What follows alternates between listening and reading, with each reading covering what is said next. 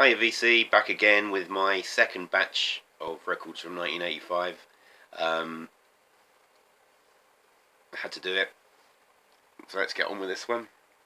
First record is Arcadia, So Red the Rose. Now, for those of you who don't know, this is basically 3/5 of Duran Duran. And it's definitely the arty half of Duran Duran. It was Nick Rhodes, Simon Le Bon and Roger Taylor who made up this. And while Andy Taylor and John Taylor went on to form the Power Station with Robert Palmer, and I've forgotten who the drummer was now. Anyway, but this is a better record of the two. It's got Election Day, which was a top 10 hit. Things like The Flame, Lady Ice, The Promise. Just some great songs, great music on this album. And I would, if you do like Duran and you like the arty side of it, then I would recommend getting this because it's a really good record. It's the most, I think they try to cop a lot off Japan, the band Japan. There's a lot of Roxy music in it, in Duran, but I think there's a lot of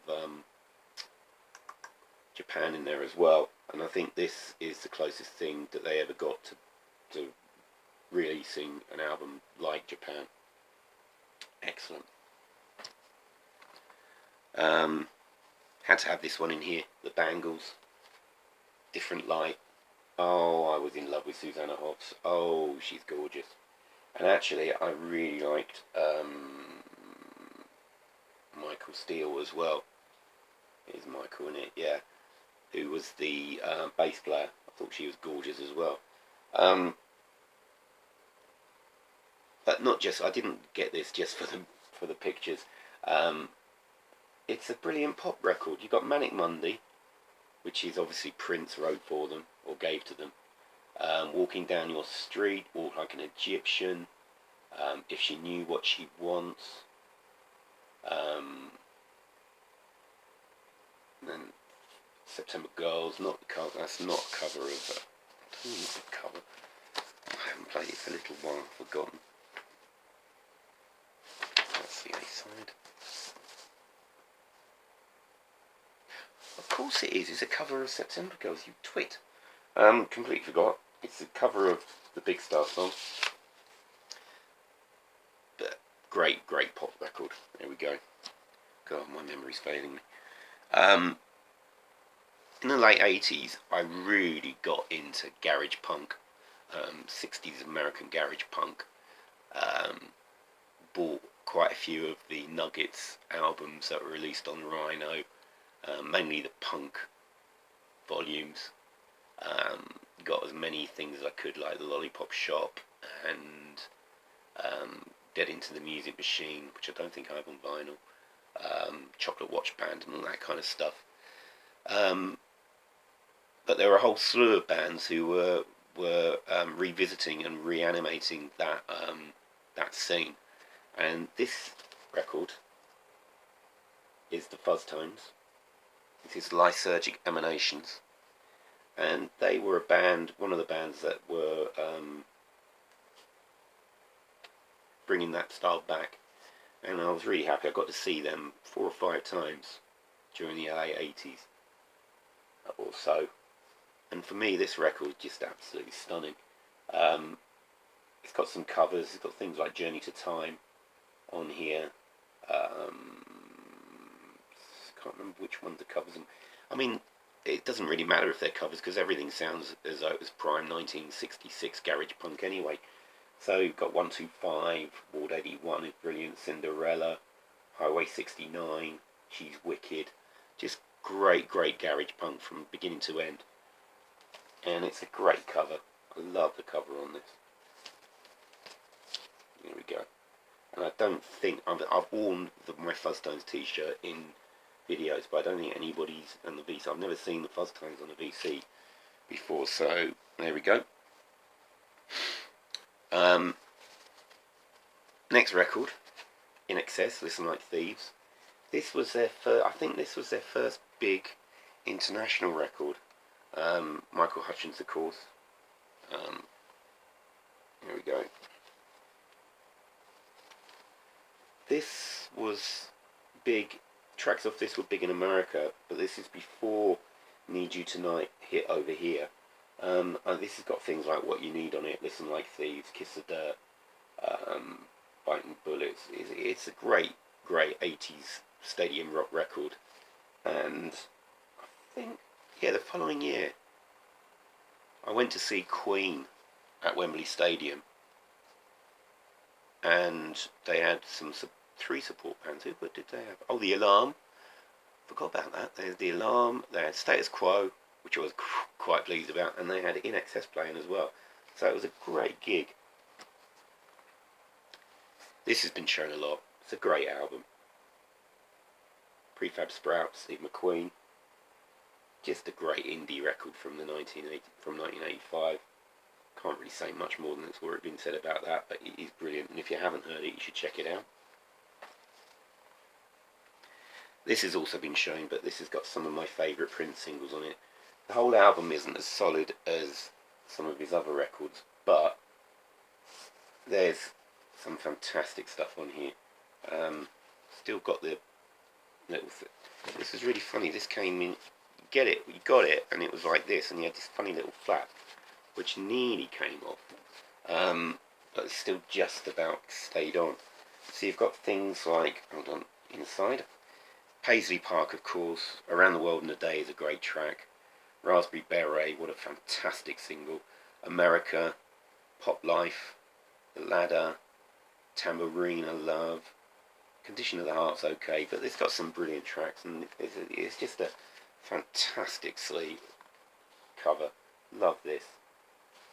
Brilliant record.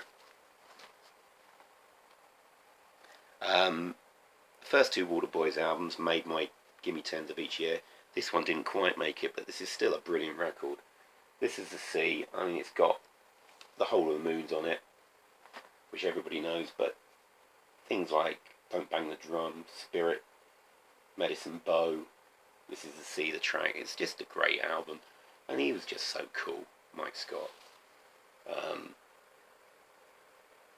This is when he was always talking about the big music, and this is where it came into fruition. Well, he thinks it was his best record. I'm not so sure about that, but it's still fantastic. This has been shown as well, Virgins and Philistines. I've only, by the Colour Field, Terry Hall's band after the Fun Boy 3 split. I've shown this in one of my Cracking Vinyl videos. And just got this, but it's so good. Somebody else described some of the, didn't like the 60s kind of stuff. I actually think this record, listening to it, could be a blueprint for somebody like Last Shadow Puppets, who just do that 60s thing, but this was there 20 years before. 20? 30 years before. Just fantastic songs. I've listened to this a lot since I bought it last week, and it is a great record. Really great. He's such a good songwriter, Mr. Hall. So that's brilliant. I showed this recently as well, Suzanne Vega.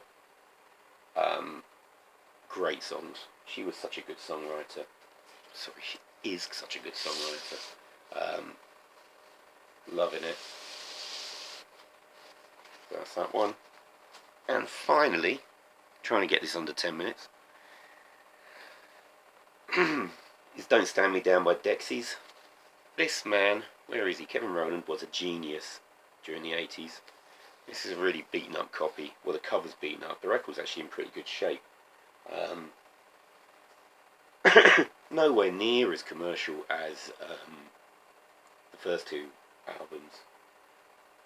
No real singles. I think This Is What She's Like was edited down to a single. I think it was. But he didn't really do anything. This whole album takes the form of a conversation between Kevin and, I think it's, I've got the lyric sheet as well. which is quite nice. Is it Billy Adams? Is it Billy?